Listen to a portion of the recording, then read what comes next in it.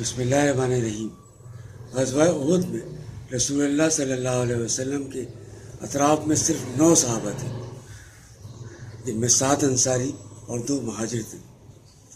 انصاری صحابہ ایک ایک کر کے رسول اللہ صلی اللہ علیہ وسلم پر قربان ہو گئے، اور باقی بچے 2 قریشی صحابہ کرام، جن میں حضرت طلحہ بن عبید اللہ رضی اللہ عنہ اور حضرت سعد بن وقاص رضی اللہ عنہ شامل تھے۔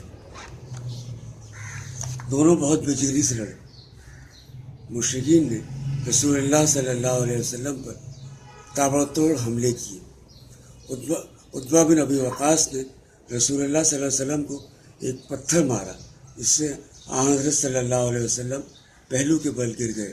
آپ کا داہنا نچلا رباعی دانت ٹوٹ گیا اور نچلا ہونٹ زخمی ہو گیا۔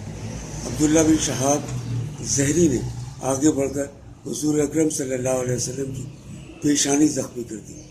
ایک اور اڑیل سوار عبداللہ بن قمع نے لپک کر نبی اکرم صلی اللہ علیہ وسلم کے کندھے پر ایسی سخت تلوار ماری کہ 1 مہینے سے زائد عرصے تک آپ اس کی تکلیف محسوس کرتے رہے۔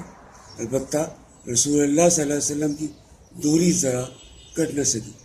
اس کے بعد اس نے پہلے کی طرح پھر زوردار تلوار ماری، جو آنکھ کے نیچے ابری ہوئی ہڈی پر لگی، اور اس کی وجہ سے خود کی 2 کڑیاں چہرہ مبارک کے اندر دھنس گئی۔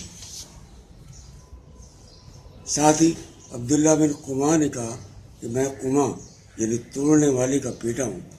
رسول اللہ صلی اللہ علیہ وسلم نے چہرہ مبارک سے خون پوچھتے ہوئے فرمایا، اللہ تجھے توڑ ڈالے۔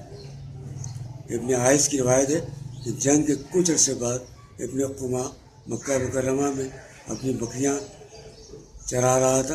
بکریاں تلاش کرتے ہوئے پہاڑی کی چوٹی پر پہنچا تو ایک پہاڑی بکرے نے اس پر حملہ کر دیا اور اسے پہاڑ کے نیچے گرا دیا، جبکہ طبرانی کی روایت ہے کہ پہاڑ کی چوٹی پر ایک پہاڑی بکرے نے اس پر حملہ کر دیا اور سینگ مار مار کر اسے ٹکڑے ٹکڑے کر ڈالا۔